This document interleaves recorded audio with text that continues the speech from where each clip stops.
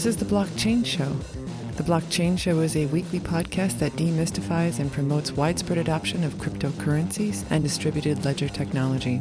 You're listening to episode number 9, covering blockchain news for the week of June 19th through the 25th. This week we are joined by David Noble, professor of business at UCONN, to discuss how the blockchain will change how we think about law. And now for the bits. Regarding Australia's Flux Party, Time magazine reporter Simon Lewis asked this week, what if blockchain was the basis for a new kind of politics? According to the article, Flux, which promises to upgrade democracy, is putting up 13 candidates for election to Australia's Senate and federal elections July 2nd. Australians who can prove they are registered voters will be able to tell elected proxy senators how to vote in Parliament with a cell phone app. According to CoinDesk, 7 financial institutions have combined forces to explore how blockchain tech could help lower the cost of providing post-trade settlement services to small to medium-sized enterprises, or SMEs. BNP Paribas Securities Services, Case Depot, Euroclear, Euronext, S2IEM, Société Générale, and Paris Europlace announced they have signed a memorandum of understanding to develop the initiative. By lowering the costs of post-trade services, the group says SMEs could better access to financing through the capital markets. Business Wire reported this week that the Teal Foundation announced the 2016 Teal Fellows. The Teal Foundation accepted 29 new members into the 2016 class. The fellowship provides young people with $100,000 to learn by doing rather than by following conventional paths like college. This year's cohort was selected from more than 6,000 applications received from around the world. Teal Fellows received a mentorship and guidance from current and former fellows, as well as from the Teal Foundation's network of technology entrepreneurs, investors, and scientists. Augur Core Development Joey Krug was named. Last week, Ethereum developers launched a white hat counterattack on the DAO, moving funds from the DAO in an attempt to stifle the alleged attack. CoinDesk reported that the move to drain the DAO came amid continued debate among Ethereum community members about whether to fork the network in an attempt to thwart those behind the recent attack. Coinbase announced via their blog that they are adding support to accept PayPal for Bitcoin sells and credit card for Bitcoin buys. One of the objectives of Coinbase is to add as many funding mechanisms as possible to make exchanging digital currency easy. Blockonomics is introducing peer-to-peer Bitcoin invoices to ease the process of freelancers and contractors receiving payments in a decentralized way. The process they are introducing doesn't require any signups. Participants can use their own wallet addresses. According to CoinDesk, the Cornell computer scientist who helped identify vulnerabilities in the DAO revealed 10 new exploits in its code, is calling for a DAO 2.0 movement. Emin Gün Sirer, co-director of the Initiative for Cryptocurrencies and Contracts, laid out a detailed account of possible exploits for such projects that go all the way down to the Ethereum coding language itself. He called the DAO a ginormous 220 million bug bounty and said that DAOs and Solidity-based smart contracts are a work in progress. Fortune magazine recently reported that more banks are trying out blockchains for fund transfers. The San Francisco-based financial technology company Ripple has signed up 7 more banks to potentially use its blockchain for cross-border payments. Santander, UniCredit, UBS, Raisa Bank, CIBC, ATB Financial, and the National Bank of Abu Dhabi are working with Ripple's technology, which uses a distributed ledger. These automatically generated ledgers have no central operator, and as they are filled, the entries become irreversible and resistant to tampering. Blockchain payments company Circle Internet Financial, based in Boston, has raised $60 million of new capital from Chinese firms and financial institutions as it aims to let users in China begin sending free, peer-to-peer payments overseas with renminbi, the Wall Street Journal reported.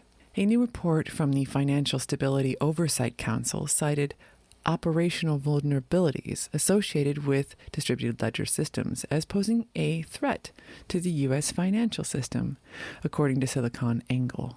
The council includes representatives of the Federal Reserve, the Securities and Exchange Commission, and the Treasury Department, and serves to identify risks and respond to emerging threats to the stability of the U.S. financial system. The Swedish Land Registry, ChromaWay, and Kairos Future are investigating blockchain technology for real estate transactions. The proof of concept is now launched with a white paper and a technical demo showing the solution and the benefits for society. The proposed solution would make Sweden the front runner in this field. San Francisco company Chronicled aims to stop the growing black market of high-quality counterfeit sneakers through the creation of encrypted smart tags. The Chronicled tags contained unique product profiles stored on an Ethereum blockchain where customers can scan them with their smartphone and register the shoe's name, size, manufacture date, photos, and more. In honor of the new technology, Chronicled has enlisted Mache Customs to showcase the freshly minted tags with a unique Father's Day collection in honor of Kanye West and his daughter North, according to sneakernews.com. The Blockchain Show is now on Twitter. Follow us at blockchain_show. And as always, for links to the articles referenced in the bits, please visit the Blockchain Show show notes at theblockchainshow.com.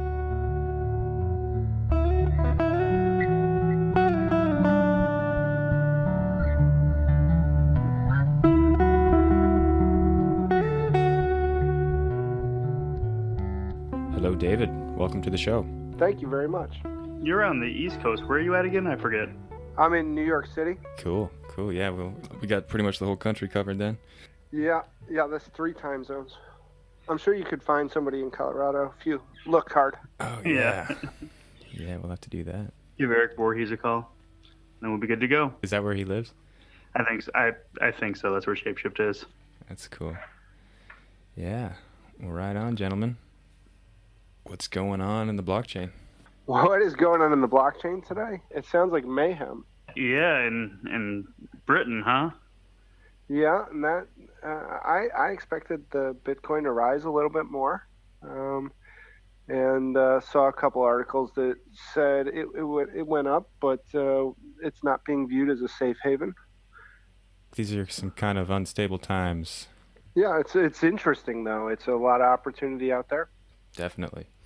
So, I mean, we in New York, we have next week, we'll have an event with the editor of CoinDesk and a number of others, and it's a nice place to be right now with regard to the blockchain because there's something going on every week, and a lot of startup activity. Yeah, what's going on next week? So Barclays has a accelerator down in 23rd Street, I think it is, Rise. They call it Rise. They're up to 5 worldwide with this platform, and it's heavy investment by Barclays into the blockchain and fintech industries. Do you know if they're all going Bitcoin, going to build their own, or well, above, or?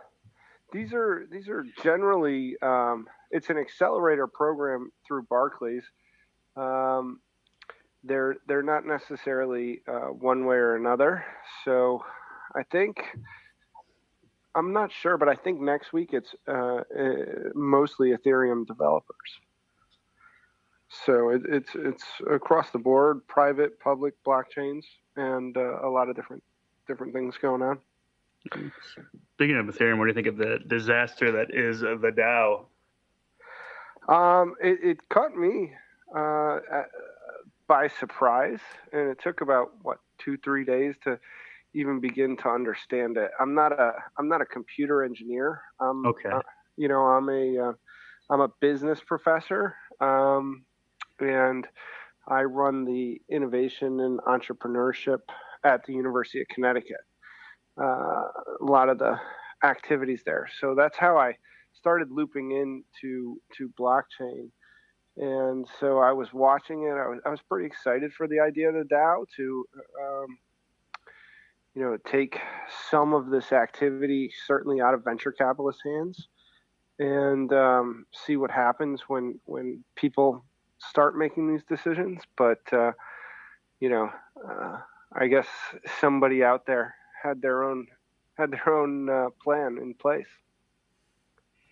Yeah, it was definitely an experiment. I was really looking forward to seeing, and there will be other ones coming along. It's not the end of decentralized autonomous organizations. At least I don't believe so. There'll be something coming up. So,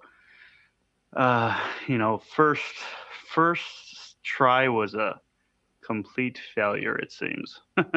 Yeah, and to lose that much money and have to, have they decided if they're going to fork? I know they were rating this week. They were rating the DAO account as well, but have they decided if they're going to fork?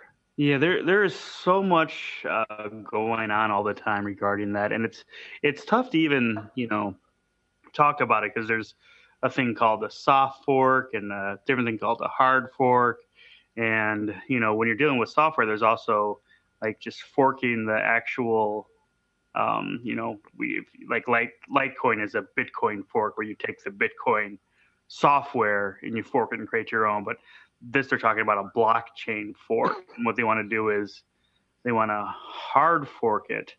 And there's a difference between an Ethereum hard fork and a Bitcoin hard fork. But it looks like they put it to a vote for the miners, which they're going to do a soft fork. It looks like that'll go through.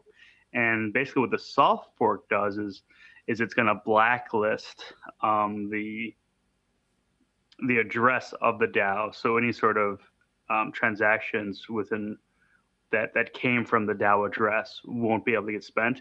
And I personally feel the soft fork is much more dangerous than the hard fork. It seems like the idea of blacklisting address just strikes me as anti, cryptocurrency, anti, against what everybody's been working for with these decentralized things. Is just say, that particular address is no longer valid. But that apparently is not the consensus in the community.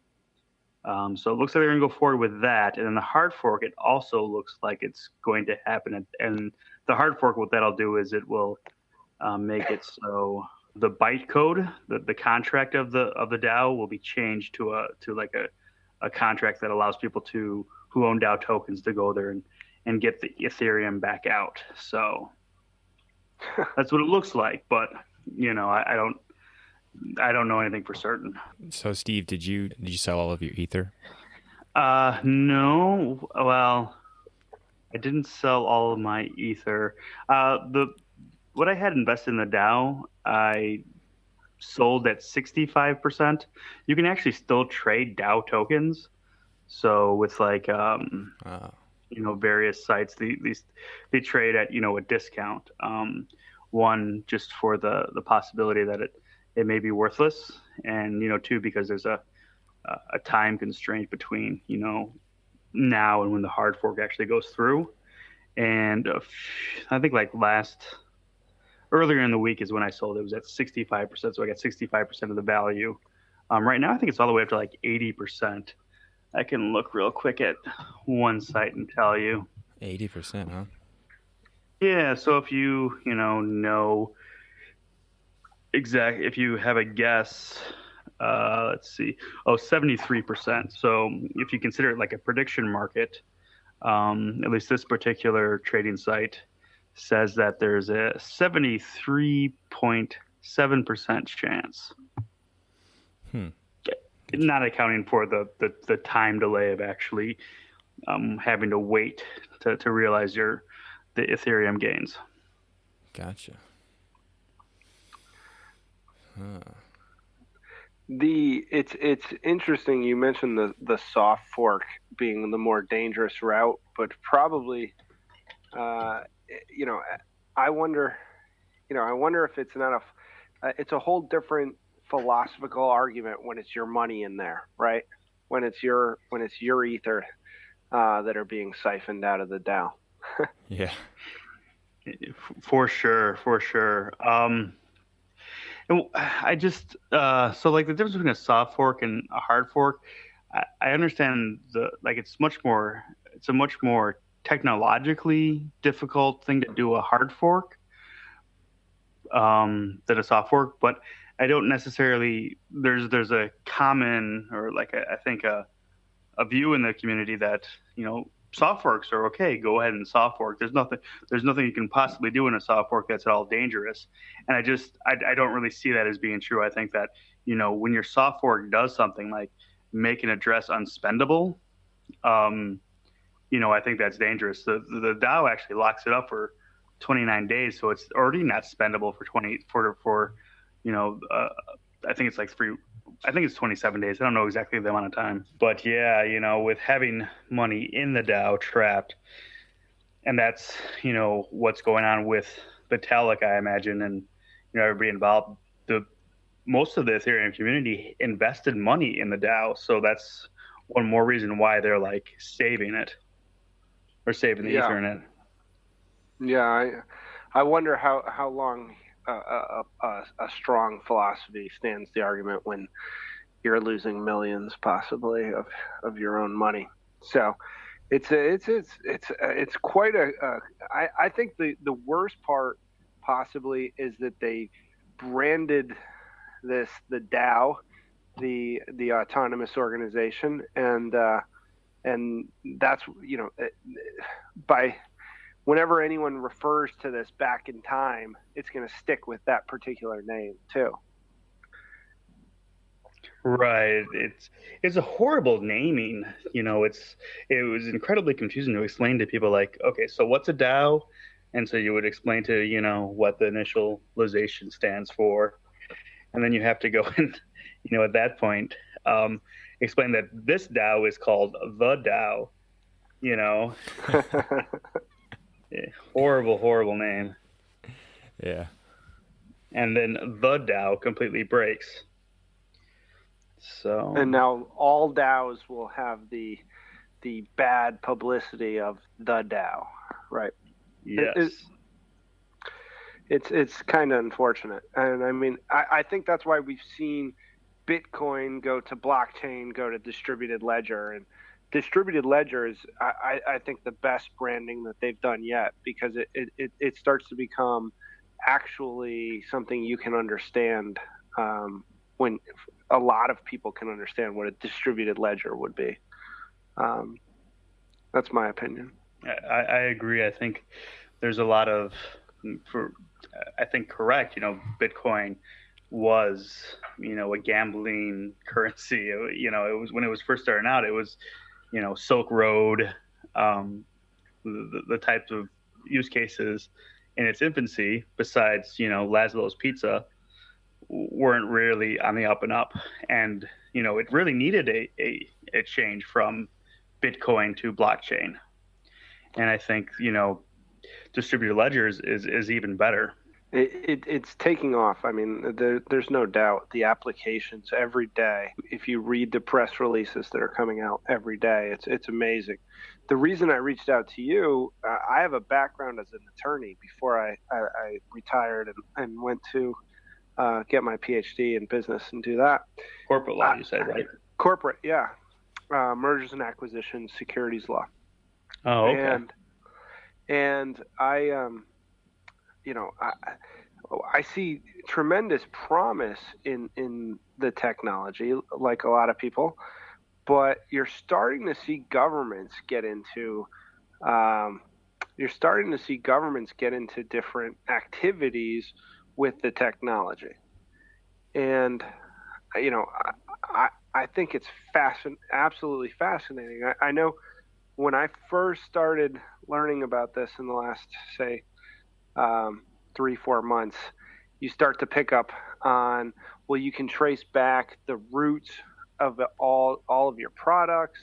You can see how it's being made, who's being paid, and you start to think, if the government goes to ID systems on the blockchain, and you start to follow cryptocurrencies back, or the blockchain, the product, follow it back, and you're going to eliminate things like illegal immigration. You're going to eliminate a lot of these unwanted activities by creating a trustable, dependable ledger. That's awesome. What's the immigration thing about? How could it solve that problem? Through payment to employees, and then you have a couple different ways, right? You have it through the transaction history of particular products, and then also, as governments start to adopt blockchain technologies, it becomes increasingly difficult again to falsify identification, to require identification to work, to follow tax payments, to follow transactions. So not every blockchain is going to allow for anonymous transactions, right? So brilliant. Yeah. You'll be able to ID people in the blockchain. So it's pretty amazing, and you wonder how would this ever come into play? How would the governments ever make those transitions? And they already are. Poland, I believe, Sweden is starting to do land registries. They're messing around with it. So you're seeing it certainly in your. Oh, my dog is attacking the neighbors. Oh no. Yeah. So you're starting to see more and more possibilities with regard to the government. One of the interesting things I picked up on your show when I started listening to it was the overwhelming optimism with regard to this technology. Yeah. And as I see some of the governments, as I see some of the biggest banks in the world investing very heavily in this technology, I wonder, is it an optimism that can be really justified knowing what we know about human nature? That's a pretty tough one. There's a lot of optimism. There's a lot of hatred. There's the other side of the token too, where it's just like, even the mere mention of it sets people off. Challenging what money is. Bitcoin, people think Bitcoin is, a joke or fake money. But it's probably someplace in the middle. It's obviously not a panacea that's going to solve everything. And if you listen to some evangelists of the space, that's what they would have you believe. They would have you believe it's going to solve every single problem in the world. But that doesn't mean that there's not promise. That doesn't mean there's a lot of uses for the technology. I'm somebody who also, though, I don't necessarily know if stopping illegal immigrants is that good of a use. Just in general, I think people should be able to move freely and engage in trade with, whoever they want to. But that doesn't mean it's going to stop the government from trying to do that. Wasn't that part of the Brexit issues? Is like they wanted to stop the ease of like migrant workers from entering Britain? Yes, especially from Eastern Europe and Southern Europe, where they had less generous social welfare systems and less quality of the healthcare. So yeah, I mean it was. I tend to agree. I think it's better.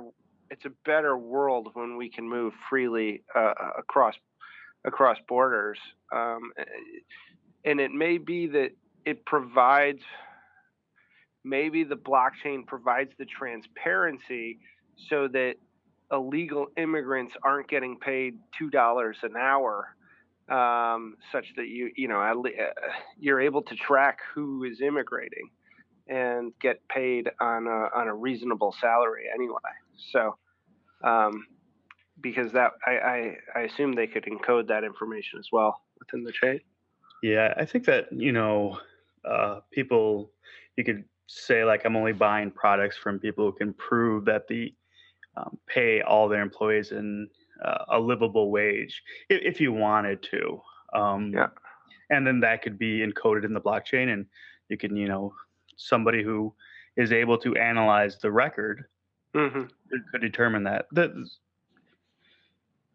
Yeah. mean, So it's another certification like organic. right. Yeah. Okay, can I jump in here?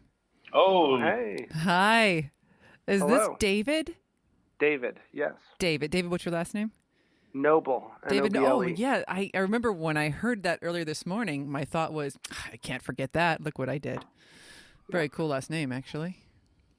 Yeah, it's like $80. I think you can go to the courthouse and get it. Brilliant.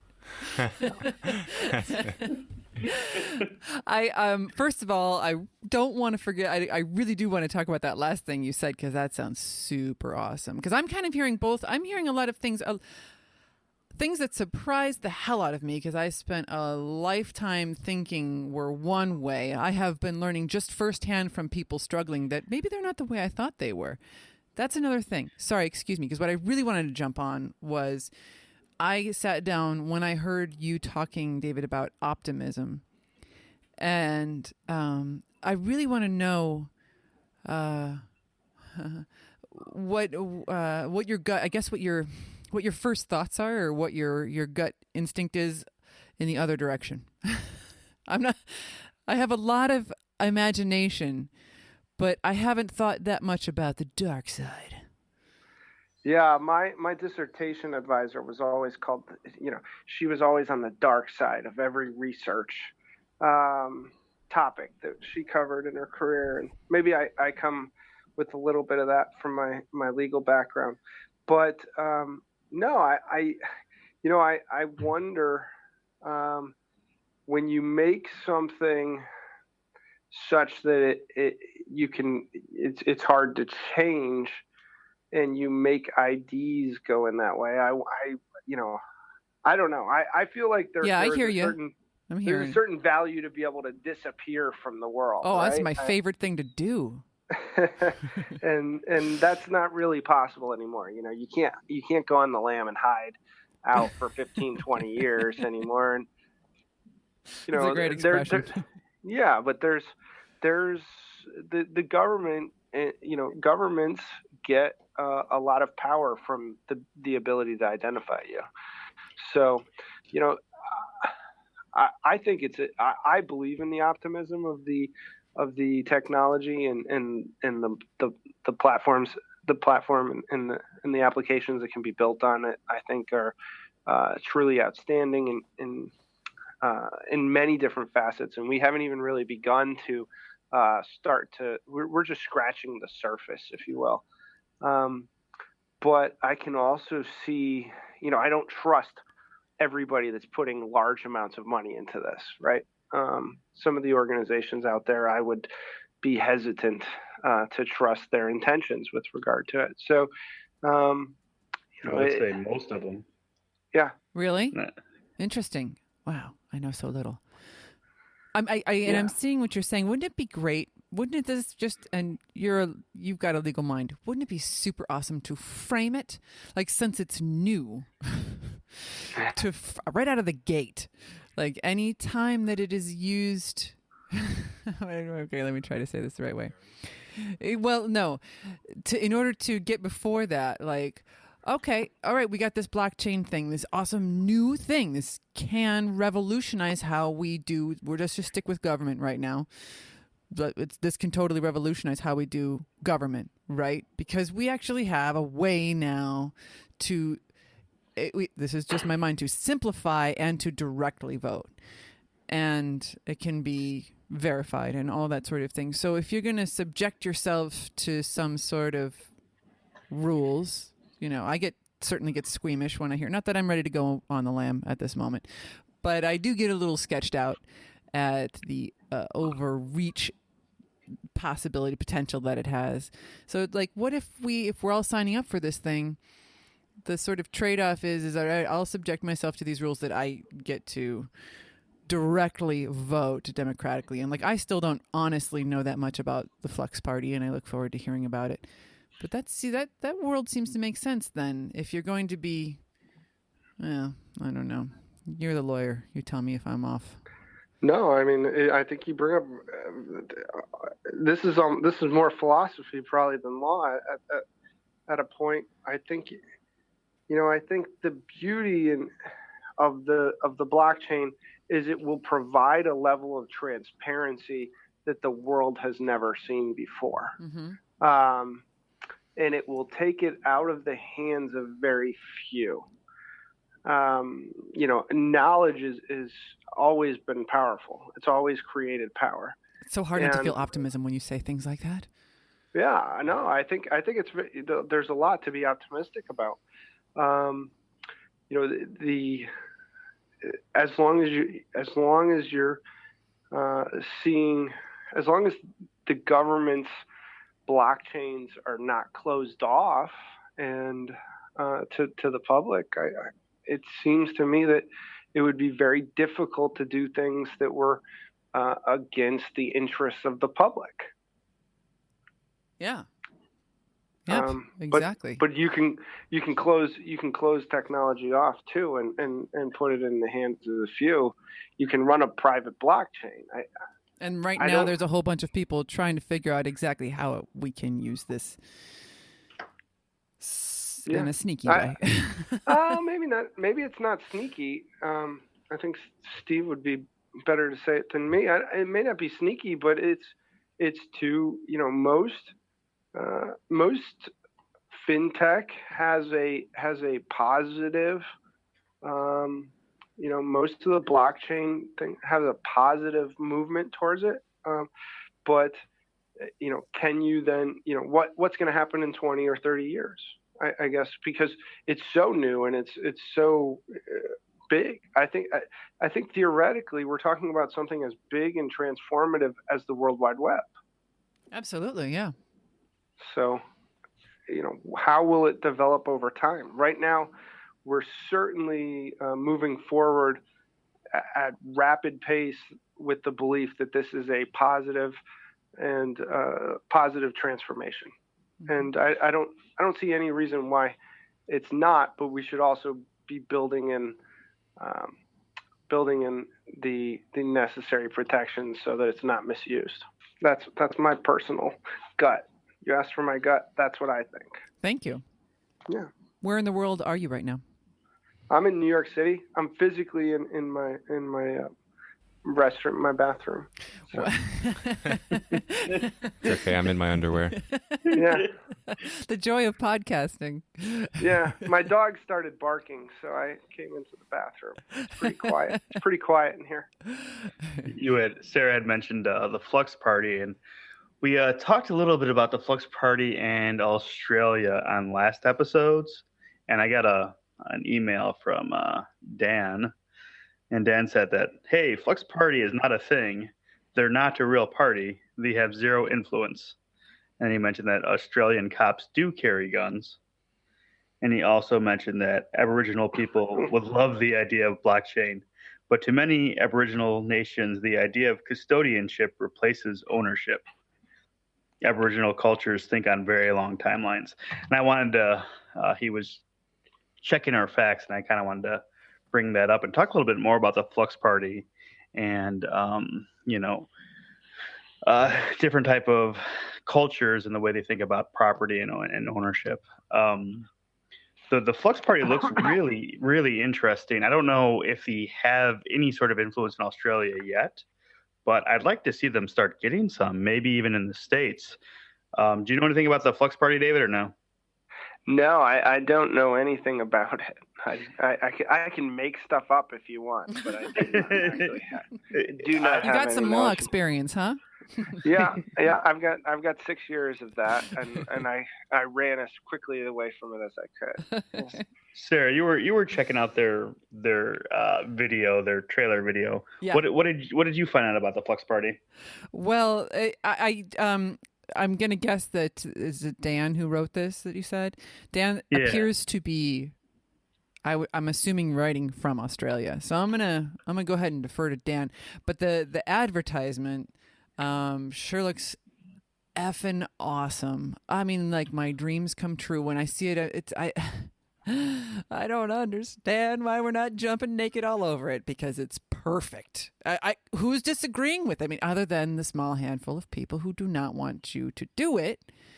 I can't figure out, like that's what I'm saying. You got a very valuable mind if you can suss out the darkness of it, because it just seems like a win-win for everyone. You get to really participate in this most basic form. And basically, they what they show want to how do. clearly it is to vote on something. It's like, that's how voting should be. It's like, here's the question, yes or no, right there. You get to say it. You'll have a record of your voting record. It's right there. You can actually be a part of the rules that are being imposed upon you. Brilliant. So they're proposing an actual democracy, an actual democracy. Yeah. Yeah. So what the proposal basically is you would elect a Flux Party representative, and the Flux Party representative would then vote as the Flux Party would use the blockchain and an app to allow all the constituents to vote, and that would tell the representative how to vote. You could also then delegate somebody to have your vote. So instead of having, one representative having to make decision on, say, like stem cell, gay marriage, whatever else people are up in arms about, but you would have experts that could then everybody would delegate their vote to. So that particular instance, an expert on that would be able to cast your vote for you, and then it would go to the representative. The representative would then convey that message to their headquarters. That's interesting. I mean, that is truly a different way of running government, right? I mean, we'd have gun regulations today. We'd have significantly more than we have accomplished through our system, for sure. Got to be some way to get rid of writers. Oh! Last week we were talking about how this is sort of a baby step in it, so that there's still representatives and blah blah blah. I'm sort of seeing this, and again, this is from my like borderline Katie Couric, whatever morning show, first hearing about the internets. But it seems as though we are mashing the old representative way where we need to. I think that's still an old, for lack of a better term, outdated sort of method. When we have this, we're just trying to ease our way into a new system. Like you said, there's probably some new names there'd be new positions, new certain organizing of information and distribution of information. When you have this direct and simplified of a way to come up with the rules that we're all going to agree upon for our, community. That I probably got a little bit nutty on that one. I'm just saying, like, the idea of representatives, that'd be kind of neat if that sort of went the way of the dodo too, because that's just a bunch of bullshit, really. Yeah, I think eventually you'd be able to get. You want to go ahead, Ethan? I was just going to say, even just getting rid of a president, like having one guy in charge of 300 million people, it's like, really. It's a little colonial. Yeah, I mean, it's great to have a figurehead in the sense if you're going to. I don't know. Maybe it is. Maybe it isn't. There's a two-edged sword, I suppose. But like, I get that you want to have a leader in general, but we don't really need it if we all have the blockchain and we can see what everybody's up to, and it's right there. It's interesting. I'm not necessarily sure why you would have to have a leader for everybody. If I want to have my leader be Barack, and somebody wants to have their leader be Bush, why can't we both have, I want my leader to be Joe Rogan, and I'll just like hang out with those people, and we'll just kind of create a little community where we all agree with those Freak rules. party. Yeah, I mean, we could just have our own little like community where this is ours. This is our thing. I like Joe Rogan to lead my particular pod. I think the problem with it is it's really hard to, get from where we are to where we want to be. And so what the Flux Party does is it bridges that gap. So you still have, your representation. It's just that now your representation will be listening to its constituents in a much more direct democracy, giving its constituents the ability to determine what experts they want casting their votes on what issues, which I think is a much, much better system. Instead of having one representative who's supposed to be knowledgeable in every single possible field that a government can make rules upon, the amount of tags on mattresses, the amount of subsidies corn farmers should get. It's ridiculous that one representative should have that much. It's impossible to think that one person can be knowledgeable in all those fields. So instead, what you could do is then say, I want, Joe Rogan to cast my vote on podcasting issues, and I want, Elizabeth Warren to vote on anything to do with credit card regulations, and say Rand Paul on anything that has to do with government spending or something like that. Do you like that or no? I get that. That seems to make sense. That makes some sense, of course. You want a revolution now, huh? Yeah, well, sort of. But I totally can get it. We need our little baby steps. But yeah, I'm anxious for it. There's a reason that they use representative forms of government, and part of it is that collectively we won't do things right. There's a belief that collectively we shun our own responsibility in favor of our own self-interest. And that's supposed to be the way to stop that, but it doesn't seem to be working, right? And the ability to understand what the electorate truly believes in a clear and convincing way is also very powerful in and of itself. And you can use that information to mobilize people as well. So there's a lot of steps between a pure democracy and where we are today. Yeah, there sure are. I am not. That's curious because I mean, have you seen that Noam Chomsky documentary, Requiem for the American Dream? David? No, I haven't.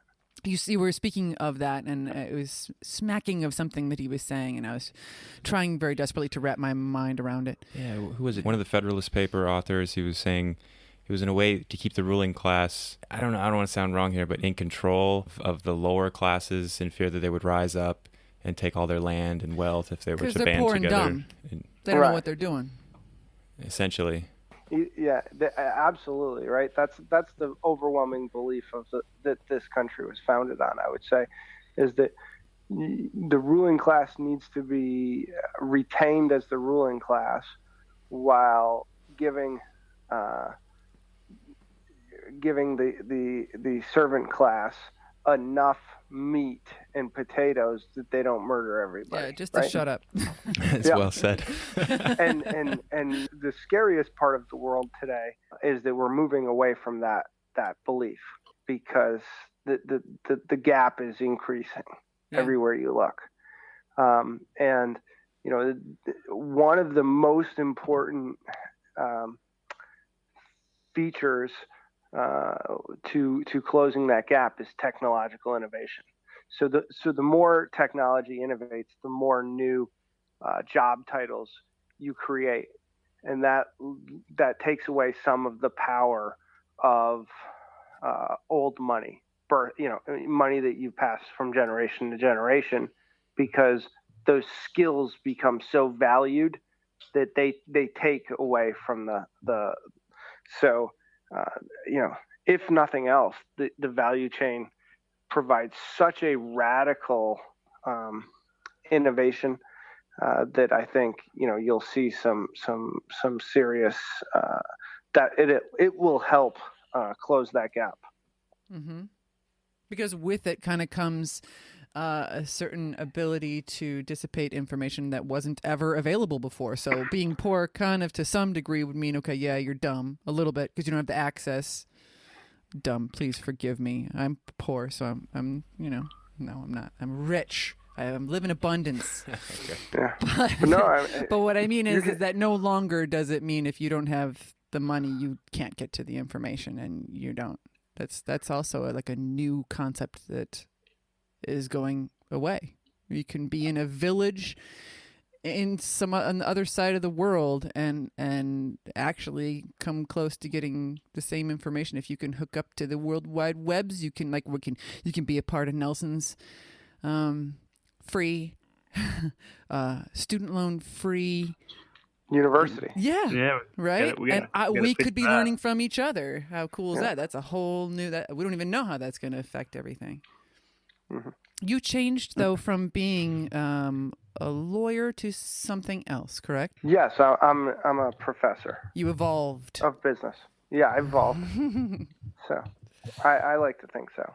So do you talk about this with your students? With my students, absolutely. I got to it through, the last 4 or 5 years, the big data changes, and then into artificial intelligence. I know a finance professor that's doing a course on current topics in finance, and I mentioned the blockchain, and he said, "What is that?" So, I was a little bit dumbfounded that you could do a course on current topics in finance and not have it be 90% about, blockchain. And what is it on? That is fascinating. I have no idea. I'm not in finance, but I'm in management. But, we talk about it. We talk about the world changing rapidly in a digital era a lot.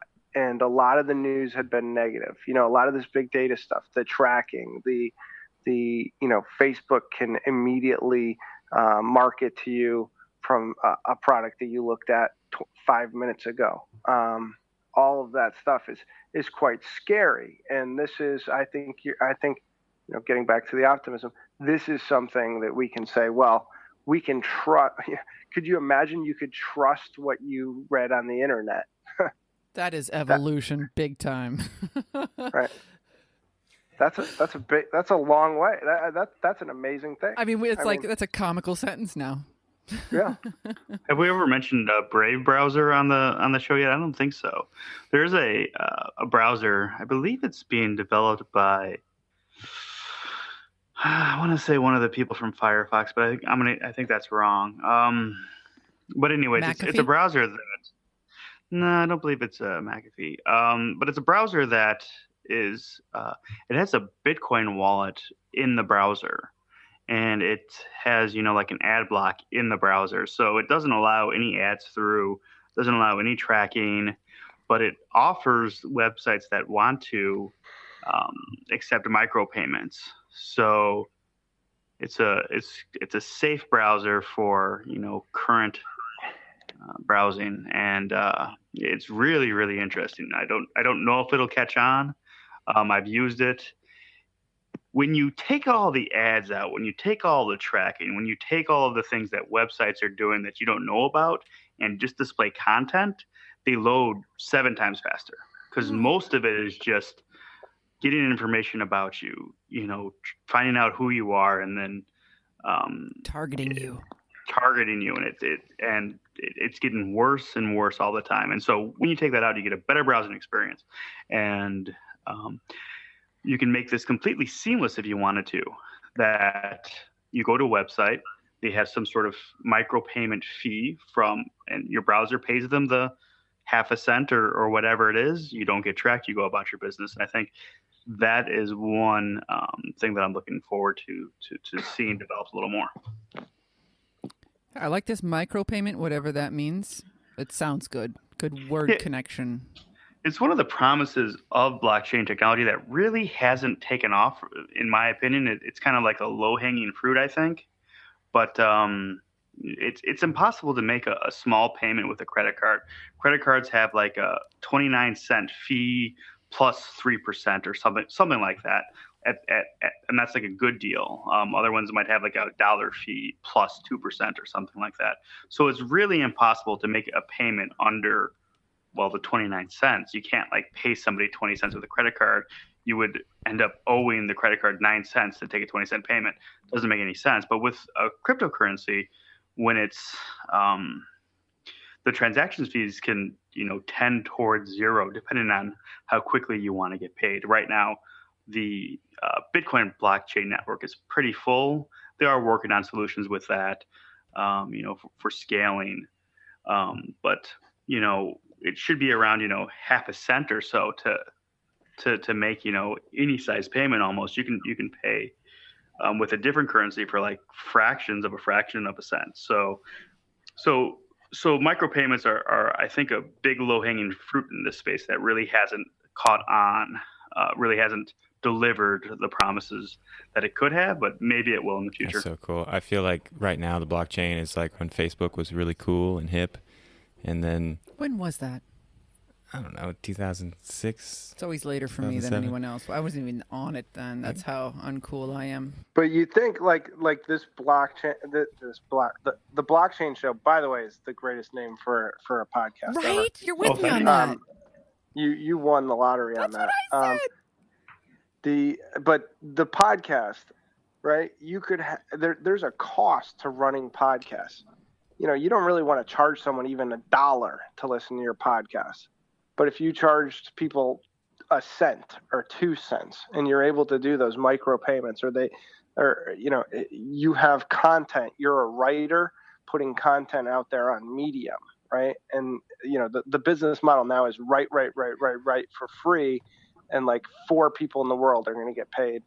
But instead you can have this sort of micro payment system in place so that, as people, if your content's valuable, people will promote it and people, will have to pay to read it, even if it is a half a cent, or whatever per reader. So, there's a lot of interesting uses for that. Yeah, indeed. We should do like an episode where it doesn't get unlocked until, say, a bounty is met. Like, maybe like we have to get 1 Ether or something, and this episode won't be unlocked until it's crowdfunded. It'd be cooler than doing MeUndies advertisements. MeUndies? What's MeUndies? I want to buy some. Super soft underwear. They should be paying us. We've been talking about MeUndies a long time. I digress. It would be cooler than doing advertisements, though. I mean, Yeah. Advertisements benefit those that have the ability to market that product, that have the ability to build out very expensive podcasts.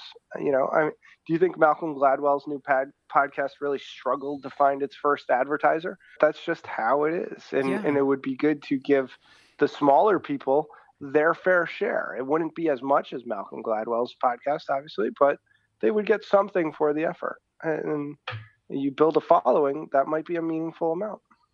Truthy. And I have to say, I really love the idea that it's all for free and for fun, because there's some element of that keeps things so free and fabulous.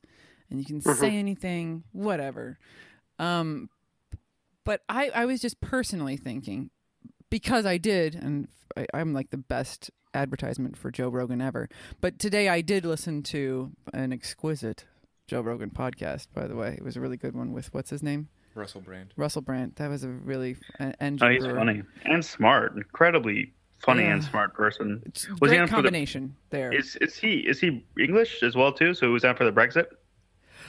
They didn't talk too much about it. That was because it happened. I was listening to it today, and it wasn't happening today. But I did. I always end up fast forwarding because, he's got to do how many minutes of advertisement before he starts? Sometimes it's 10 minutes. Right, 10 minutes. Right at the beginning. Yeah, and anytime, like, because we are people who follow them, and the other guys on the show, like Duncan Trussell or whatever, we like these guys. It's almost like we know them because we hear them speaking with authenticity about real things. It doesn't feel the same as like stuffy show where they're speaking somebody else's, but they're not following anybody else's. They're just talking, and so you feel like you get to know them. So I want to do whatever I can to support them. I'll always enter their names in if they advertise something or whatever.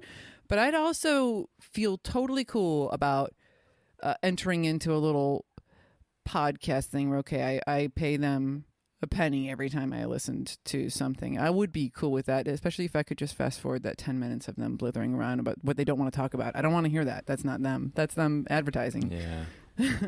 And because I like them and want to support them the way that I used to would have, like the way they used to do it at old times on like National Public Radio or PBS. I remember they have like days where you couldn't watch anything because they would just be people standing by phones waiting for people. There's better ways. No, but that is clever. You're right. With all this new technology, it becomes new ways of looking at things. Although I'd hate to lose that. I'm gonna have to interrupt you there, Sarah, and remind our viewers that if you want somebody to edit a podcast for you, Ethan can do it. And if you're looking for somebody to write a press release for you, that's right. Go ahead and give us a. You can also use our Coinbase links. We'll have that in the show notes. Also, if you want to go to purse.io, real great, amazing company. Yeah. Perfect timing. Yeah, man. It's totally natural. You nailed it. I specialize in editing myself out. That's true. Yeah, it's truth and jest. Wow, that takes a great deal of awesomeness and dedication, because what time is it in New York right now? 12:25. Bless your heart. I was going to ask my friend in Belfast to be on this show, which would have been at 5 a.m. And I thought, oh my God, who could ask somebody to do that? But thank you for being up in the middle of the night in New York City. Woohoo! Yep. Are you in New York City like proper? Yeah. Yes, 72nd and Broadway. If you guys want to visit, just yell my name. Eventually, Sweet. You'll find us. Hey, anytime you're in LA, you got people in LA, you know. Yeah, yeah. No, I love watching your show. I think there's listening to your show. Yeah, it's just there's an educational component to it. That this is a very difficult topic to digest. And you guys just do a fantastic job of it. And I know it helps me. I listen to the show and I understand things better. So I know I appreciate your show. And there's a lot going on. The most important thing I want to leave on the table before I disappear forever is that this could be the end of lawyers as we know it. You know, that to me, that's the lawyers are the ultimate people you have to pay when you don't trust the counterparty. And everybody hates paying lawyers. And I have not yet seen a startup which will, really truly start to eliminate lawyers. But I have to believe it's coming, or certain functions of lawyers will be eliminated through the blockchain. For sure. I'm waiting for an amen or something. Yeah. I'm nodding with like my heart exploding with joy and happiness from everything. And this is coming from a previous lawyer. Yeah, no, and I have a lot of lawyer friends, but think about a trust, right? An estate, all of those things, a will. You have to pay. Normal people have to pay $500-$600 to get a lawyer to do a will. Once it's done, in the state of California, the state of New York, whatever state, the jurisdiction, if these jurisdictions started to recognize the blockchain applications that would do one, you'd save millions and millions of dollars, which are nothing more than copying and pasting and inserting new names and changing a few different provisions. Hallelujah. Is it probate court too, where if you don't have the will filled out, the probate court just keeps renewing until there's no funds left? Yeah. No, I mean it's amazing, but you'd be able to eliminate 95% of the probate court. Knowledge is power. So, because you wouldn't have, and then most of your litigation in this realm would go away, because most of your estate litigation is going to be over which will is the true will, right? And, you can do the will in blockchain, and you can actually require the will be done in blockchain. And it becomes a lot easier to do. You can make it an app on your phone, and people could change it like that. So you wouldn't need two witnesses and a notary because you have the distributed ledger. So it's really, I think it's I think it has I'm optimistic like you all. I think there's a lot of applications that take away the role of government or take away the cost of government, and that's outstanding news, I think. It is outstanding news. Well said. Yeah. Awesome. Thank you for your expertise. Yeah, and thank you for your awesome comments. Yeah, well, thank you guys for doing what you do.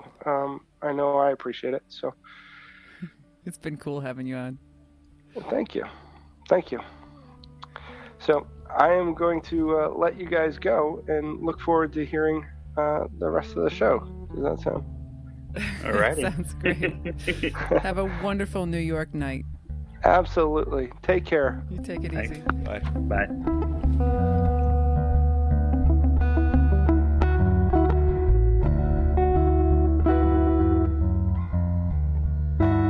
That rocked hard. That was a good one.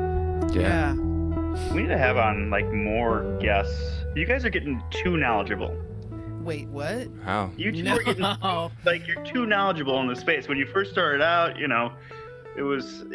got to get people who don't know anything. I still don't know anything. I thought that was the dumbest I've ever sounded. That was me last week. No.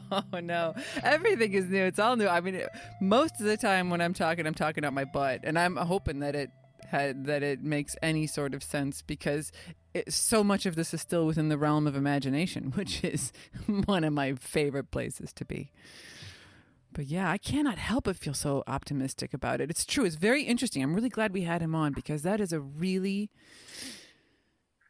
important and necessary thing to really imagine all of the not so super happy, exciting things, or even just with the exploitation of the DAO. This is all troubleshooting. We're all figuring out the little holes, and it's evolving.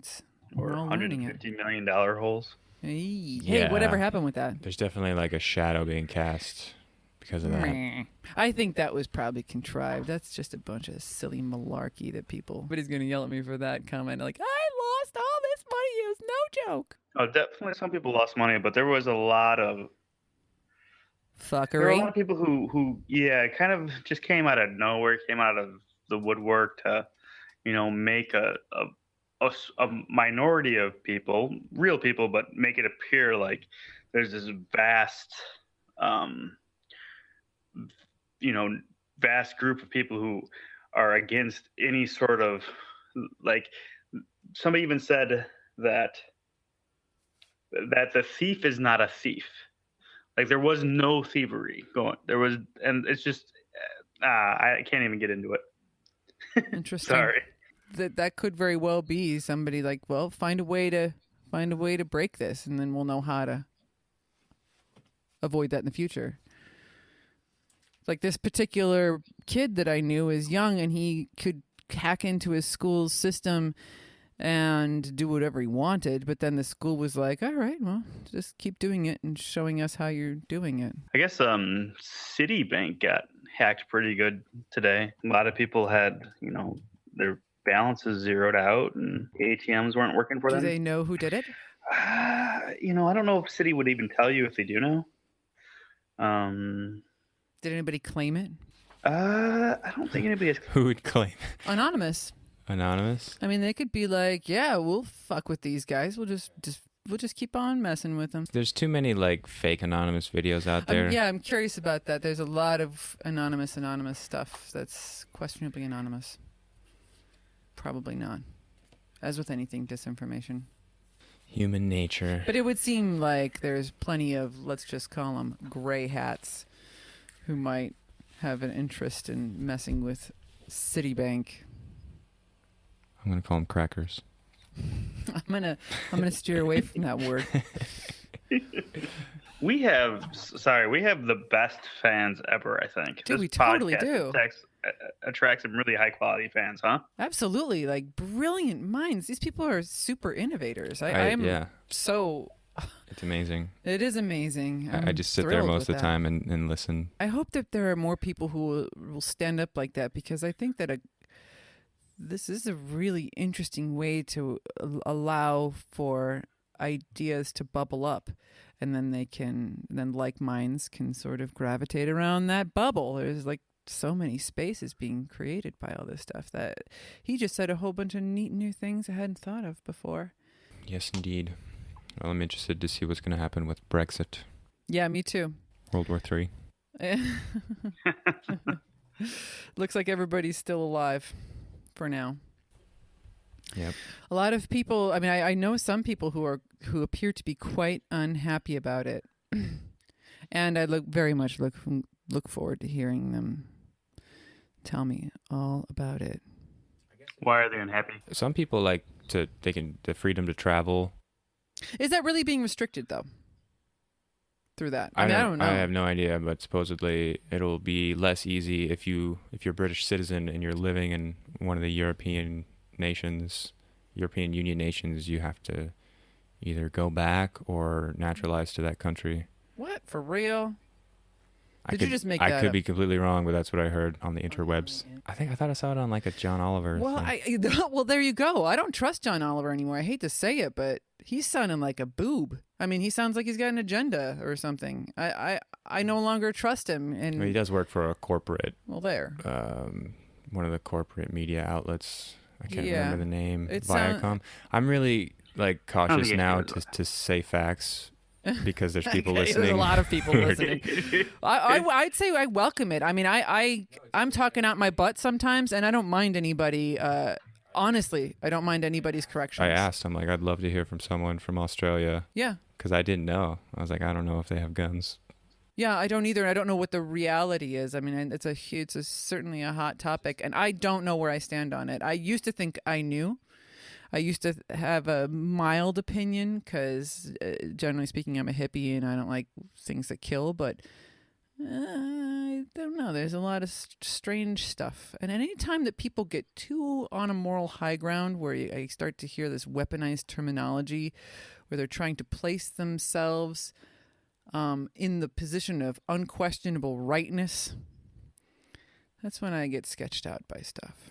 Are you talking about the cops having guns and the people not having guns? I'm speaking very generally about a lot of stuff that I hear lately that gives me pause. England doesn't have carry guns, or at least the London police don't. Right. But is that... Sorry. What? I don't know. Does that have nothing to do with what I was thinking about? My train of thought was somewhere else, but I'm right there with you, Steve. Oh, okay. But they still have a queen. Like, they have a weird pseudo-monarchy, which is kind of amazing when you think about it. It is absolutely amazing. They have a monarchy, but they actually have a scientist on their money.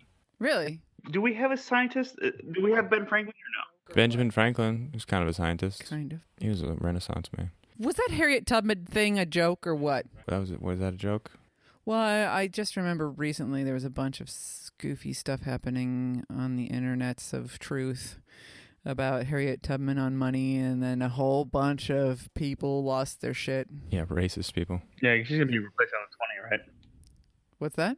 Yeah, because Andrew Jackson was like a racist president who killed a lot of Indians. But he did break up a central bank and survived a couple, or maybe at least one assassination attempts for that. I bet. Look how many tubs I got in my wallet. Yeah, something like that.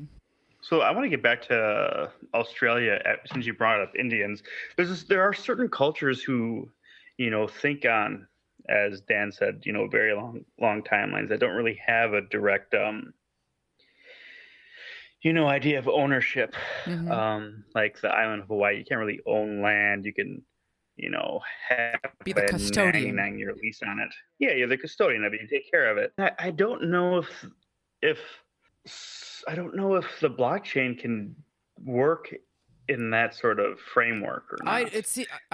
Really? Well, to me, it seems like a match made in heaven. Is it? Okay. So This is just my heaven. This is my imagination. Yeah. To me, it's like you're creating smart contracts. Like this whole these notions that we have.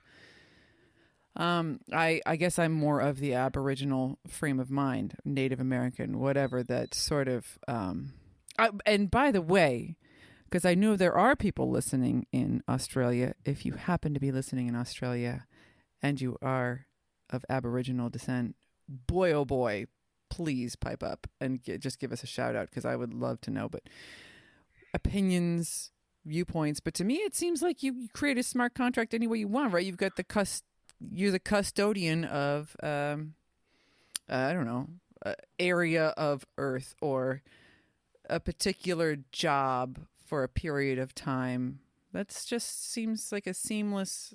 That doesn't my brain doesn't have to do any hurdles to overcome that one. Yeah. So like instead of like, land registry where you'd own the land where you could do whatever you want with the land, it would be like a reverse where if you're the person who's in charge of the land, you would be held responsible for any damage due to that land or something of that nature. Yeah, that makes sense. You're going to die anyway. I mean, you're only a custodian anyway. Right. You can't own it. That's just silly. Yeah. That's like primitive thought. It's just mine. All right, whatever. It's yours. No, Not you're just like long. taking care of it. Yeah. You're a little speck that's going to come and go. I bought this metal comb today, and the description was, this comb will long outlast your hair. And quite possibly you. And I was like, whoa. Clever. That is a hell of a description. You are the custodian of this comb for a little while. Take good care of it. Yeah. It's very clever. I'm sure this podcast will outlast all of us if the internet stays alive. Faux show. People can listen to this long after we're gone and laugh about our silly primitive ideas. That was before they made the shift of realizing that you actually can't own Earth, and that's ridiculous, and the paying for that. I mean, God, really? Oh, it's so silly. I remember in New Mexico, some of the history I learned, the Spanish government gave out land grants to, homesteaders, the equivalent of American homesteaders only a century or two earlier. Spanish-American War happened, and all of a sudden, land grabbing companies were just seizing the land and selling it, and the people who used to live there, they're like, no, you don't own this anymore. Yeah, because we said so. We just came along and said so. My family's owned this for like 4 generations. And they're like, no, this is America. Well, we made up something new now. And like, we have this piece of paper. So you got to go buy it. It looks really fancy. Okay. I can see why Aborigines and Native Americans wouldn't want to trust, for lack of a better term, white man's invention. Yeah. It's not just that's not the right way to describe it, but hopefully you know what I mean. Non of their culture. Yeah. Less enlightened. It's I learned a new fact a week or two ago. Maybe it's 3 weeks ago, but it doesn't really matter when I learned it. There was, I just assumed that every culture had invented some form of money, but it turns out that there's a number of, like, even there were some cultures that had money, but they only used it to trade with other cultures. So within their culture, they just had a community spirit. So everything was kind of like owned communally. Totally. Bhutan. I want to move there. I'll so fit. I imagine, in my imagination, I fit perfectly in Bhutan. And that works perfectly well for some cultures. Yeah, you would have to be born into that. Can you imagine trying to convert this culture to that mentality? Yeah, I feel like that's how I live my life. I feel like I just walk around going like an alien. Sometimes I feel like I'm an alien. There'd be plenty of people who'd want it, but there's enough assholes with all the money that. Yeah, assholes are really loud and mean. Mine is.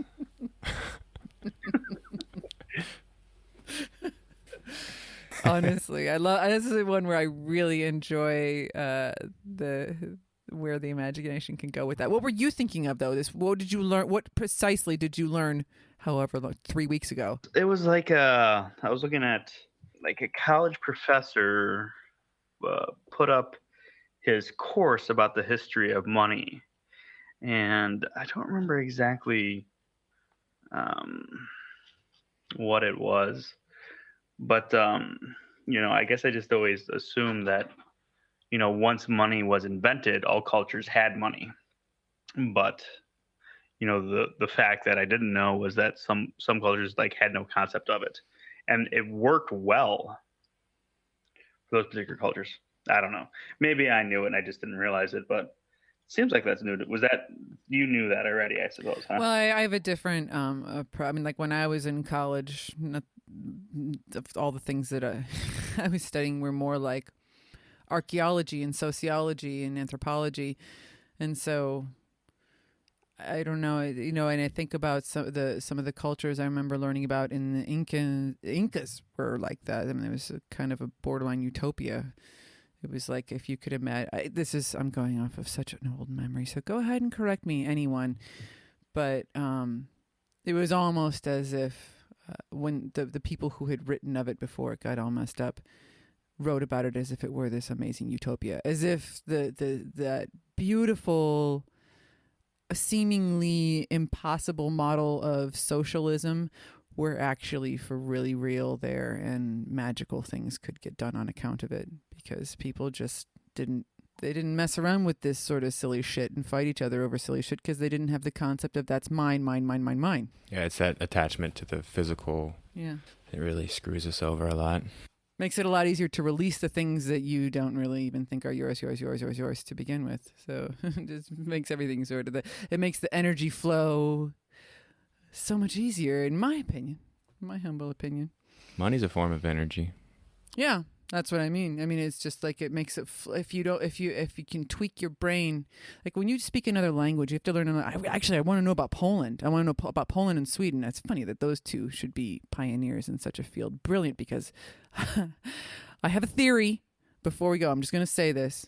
Here's a shout out to Chicagoans. But I grew up in Chicago, where I heard a lot of, I'm going to just say Polish jokes, because there's a lot of Polish people that I think are fabulous, and I would dare not use the derogatory term.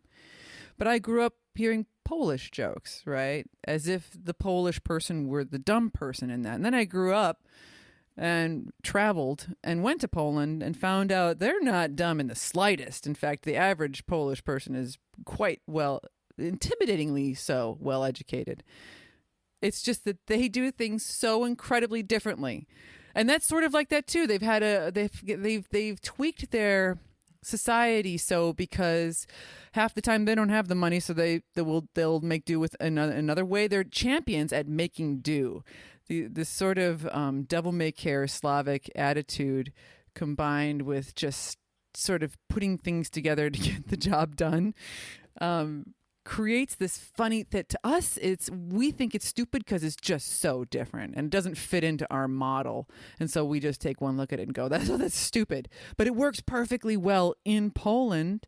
So when you're learning Polish, you have to do all these mental gymnastics to learn concepts that you don't even have in your native tongue, because we just don't do things that way. We don't think about things that way.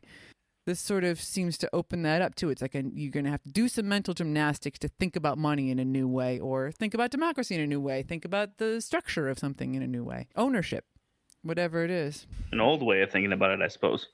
Well, hopefully. Maybe. Yeah. I mean, maybe not, though. I mean, maybe... So do you know exactly what is happening in Poland with that? Maybe I should get a Polish person on to tell me about that. I don't. Is something happening? What's happening? I thought that David was saying that they're trying to... Was he saying that, or was it you? I thought it was you that was telling me that they're trying to implement things in Poland and Sweden. Implement the blockchain into democracy. Right. Yeah, I don't think it was democracy, was it? No, the governments are using it. Yeah, it was not necessarily democracy, but Sweden is using it for their land registry. Oh, okay. Or experimenting with it, and I don't remember. I didn't get the news about what Poland is doing. Okay, I'm definitely gonna have to reach out to some of my Polish folks. Yeah, I would doubt that they would know what Poland is using the blockchain for. Let me do like Google. Poland to explore blockchain tech in government digitization effort. Perfect. So they are looking to so they want to promote digital public services, the development of cashless solutions, and the implementation of electronic identification. So that's kind of what they're looking at doing, which is kind of cool. Yeah. Polish people have some big cojones. They make a lot of good changes. Solidarity. Yeah, my grandmother was mainly Polish, and she made a lot of Polak jokes. I can see it in you. I can say it. I can say Polak. She had a shirt that had like Polak, and it was like spelled wrong and then crossed out. It's like, I'm a Polak with the wrong spelling crossed out, and Polak crossed out, and finally spelled right. Just, I don't know, self-deprecating humor, I suppose. Yeah, it's funny. It doesn't even need to be, because like Polak, Polakiem, that's just the Polish way of saying Polish man. Doesn't have to be nasty. I think so. I can see the Polish in your face, though. So tell me about these guests you got next week. Oh, I shall tell you. This is kind of an amazing, talk about an interconnected world. Next week we will have, at the same time, we will have somebody speaking to us from Belfast. Poor guy's got to get up early in the morning, talk about dedication. And then at the same time, somebody in Australia, quite most likely in a different day.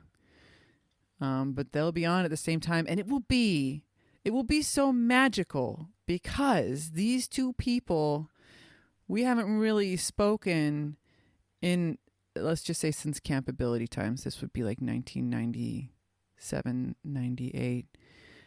And so it'll be like a little mini campability reunion right here on the air, spanning the entire globe. Yeah. Is that North Ireland? Yes. I'm really interested to hear what he has to say. Yeah. Me too. About Brexit. Brexit. They voted to stay in, right?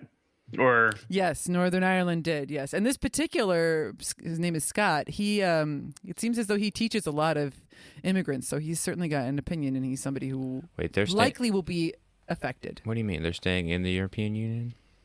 Well, no, they voted. They're part of Great Britain, so I guess they're along for the ride. But did Britain vote to stay in or vote to stay? No, I guess I don't understand. I'm already talking. Somebody can go ahead and clarify me, but I believe that, like Scotland, believe it or not, I'd like to know about this too. But Northern Ireland wanted to stay in the Union, in the European Union. Mm-hmm. And apparently so did Scotland. But now that Brexit is happening, everybody's thinking that Scotland's going to break off from Great Britain, which is something they've been dying to do forever. Yeah. Why not? Why not let them, is my question. Like, these are these brave, fierce Celts. Why do we really need to make them do something they don't want to do? What's the point? They're attached to like one of the most monolithic, oppressive countries of all time. Right. It's 2016. We can go ahead and let the Scots be Scots. Let them be free, wild, crazy Scots. Let them wear kilts. Let them do whatever they want. But they already do all that. Yeah, they already do all that. It's kind of like morphed together. I know, but they want it, right? What's the problem? Let them do it. I don't understand why this necessarily has to be negative when it comes to trade or immigration. I think my hope is that that's a big boogeyman. I'm thinking that that's something that the opposing side uses to manipulate, and that it doesn't really come to fruition the way that people fear. Because I think there's a lot more fear in like hypothetical situations that I'm like, is that really going to happen that way though? There's a lot of disinformation out there. I'm learning about this. So what? Great Britain voted to leave the European Union, just to be clear. Is that right? No, well, the UK, Great Britain is all of them, right? Or is it? Yeah, no. I think you're right. Wait, no. I got it wrong. Which one is it? Which one is the four of them? Oh, dear. Which one? Is it Great Britain? The United Kingdom. Great Britain, right? No, United Kingdom, because they're united, and they're kind of were kingdoms. I don't know. I do not know what I'm talking about. I am so sorry. We really need somebody to come on here and clarify this shit. You're so American. Scott, help us. I thought I had it for a second, but Great Britain. We'll pick through it next week, I guess, huh? I'm going to say you're right. The United Kingdom is the four of them. Wales, Scotland, Ireland, and Britain, right? North Ireland, yeah. Yeah. So I dug up. Oh yeah, is Ireland its own thing? Is that part of the UK, or is it its own country entirely? It's its own corporation. So wait, Ireland got to break off, and Scotland got screwed. Except for Northern Ireland, I guess. Northern Ireland got. Oh fuck! Don't. What did they do? What's the deal? Do they want to be a part of that? Something tells me no. No, There's hell some no. fuckery abound. That's where the term terrorism originated in Northern Ireland. Right. They did not want that, right? No, they were like bombing each other. And now they want it. Now they want to be in the group, in the car with these guys. Why don't they just break off? Like, wasn't everybody just go, let's just do our thing? What's everybody afraid of? I still don't understand. It's kind of like it's not for centuries. People were like, we want to be free. It's like okay, be free. They're economically tied. It's like if California decides to not obey the federal government, they'll be like, all right, we're not giving you any money for your interstates the next 10 years. Take it back. Well, then why doesn't California say, oh, fine, fuck you, we'll do it ourselves? Well, they could. It's like one of the strongest economies in the world, or one of the most powerful. Well, we should really just stick to blockchain. Well, did you read the tweet from Donald Trump? That's really making the rounds. Is that the one where he was in Scotland and then he landed in Scotland? Yeah, and he says everybody's celebrating. They want to be free, but Scotland's still stuck within the United Kingdom. You know. Well, Scotland, the majority vote was to stay with the European Union. Is that correct? Right. Well, they want to stay with the EU. They don't want to stay in the United Kingdom. Oh. They don't want to be ruled by Britain, but they don't mind being part of the EU. Oh, all right. That makes sense. Like the vast majority of them, or not the vast majority, but a majority of Scotland. Yeah. Right. So he says, like, look at all these people voting to be free, but they voted to stay in the EU, but they're stuck in. Well, I can believe, if I have to just barely stretch my imagination, and forgive me for defending the most detested man on earth, but I can completely believe that the guy was in Scotland with like-minded people like him, who were like, yeah, man, we gave him a big fuck you, and look at that, it's progress. So probably the people he was hanging out with were cheering. I just think he probably didn't know what was going on. He didn't know? That is also pretty easy to imagine. I mean, we don't know. I mean, we're figuring it out right now. We don't know everything about Great Britain and Scotland and Wales, you know? Terrifyingly little, apparently. He didn't know either. No. That's my guess. I literally am asking a lot of questions from a majorly naive point of view. We should get my Scottish cousins on the show. Yes. Just clear some of this up. Let's do. Yeah. I'm operating under many assumptions. And most of them are actually hundreds of years old, because most of the knowledge I possess about this area territory is from like watching Vikings and reading ancient texts. Well, that's something. I could use a newer perspective. I looked up that the fact that I learned, and says that historians say there is little to no evidence that economies relied on bartering for goods. And that was the thing that I guess I didn't really learn it because I didn't remember it. But that always shocked me, because I've always heard that, there was barter before there was money. Yeah. But it turns out that there's little to no evidence that there was actually much bartering going on. Communities shared what they had with each other, or they used a form of money. There may have been some bartering with strangers. So that was the fact that was new to me. I don't know if it's true, but kind of makes sense. Bartering really wasn't a thing, I guess. What do you mean? I don't understand. It wasn't a thing when? That there's little evidence that economies relied on bartering for goods. So people didn't really barter to get their goods. That's like what a whole market was. I always thought, isn't that what you would, like on Egg and Daughter Day? Your little community, you all go and you bring the shit you have. You have a whole bunch extra eggs, for example. Bring your eggs to the market. Somebody else is going to want those eggs. Maybe the baker will give you some bread for those eggs. No, see, what I'm reading is that you just shared your eggs with your community, or you shared your bread with your community. Or if you weren't part of that type of community that shared, they had money. but there was very little bartering, like a chicken for a cow, or an egg for bread. Deal. That'd be a badass chicken. Well, I mean, a chicken for like a piece of meat. I don't know, but is that true? The way I always heard it, you would go to, there would be bartering going on all the time. But after my reading is that there's very little evidence that economies relied on bartering for goods. What is your source? That's a great question. It is some college professor, or what is... I like how we have a lot of college professors and people in education on here too. It's We have very very, stimulating. very intelligent listeners. Yes, we do. I say so myself. Jack Andrews looks like is his name. Role of bartering. All right, well, that was the blockchain show then. Thanks. Check us out on Facebook. Yeah, and Twitter now too. Ooh. The tweeters. We got Twitter, and of course, if you want to hire an excellent sound engineer, Do we get any more donations from the ether world? you can donate to the show. We've only got one donation. Somebody else tried to donate something, but I don't know what happened. They didn't send enough gas with their You said this. donation. Are you using gas in the classic term of the word? Gas is kind of a really strange thing that Ethereum does, and it's completely necessary, and it's incredibly confusing.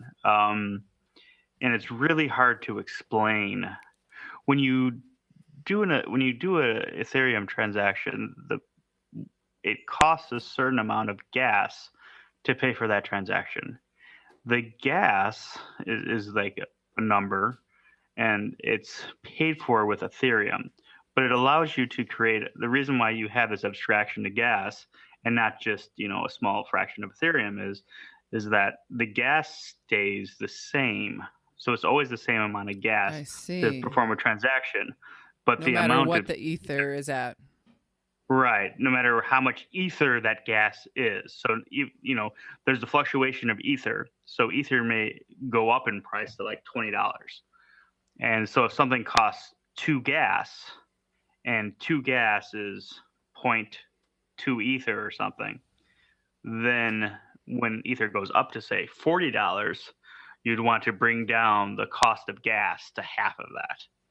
So even though it still stays the same amount of gas, 20 gas or something, now it would only be worth whatever it is. So it's incredibly confusing, and I wouldn't worry too much about it. Actually, you did a good job explaining it. If you can believe it, I understood you. And this donator, this good citizen out there who wanted to donate but didn't have the gas, that sounds like a problem that I can understand. And I thank you just for the act of kindness. Yeah. So, and we should definitely do a podcast. Maybe our next podcast, we won't release it until we get, what should we set it at? Are you holding our audience ransom? Right. I mean, I think for an experiment, it'd be fantastic. Yeah. And we're never heard from again. I doubt it. I think we would get it. Maybe we should start very small.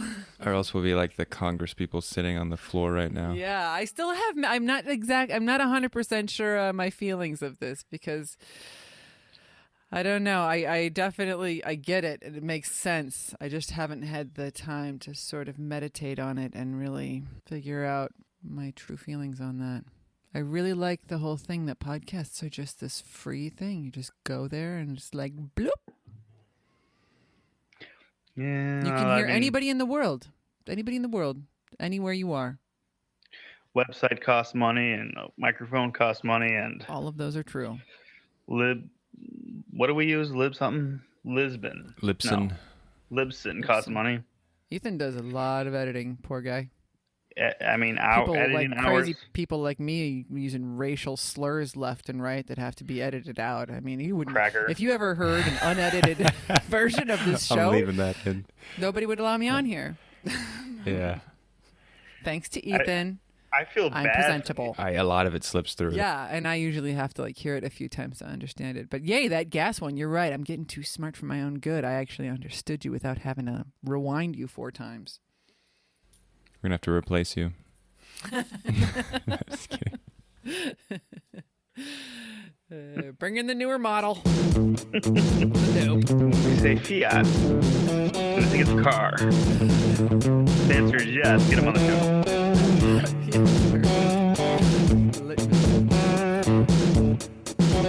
All right, for real this time.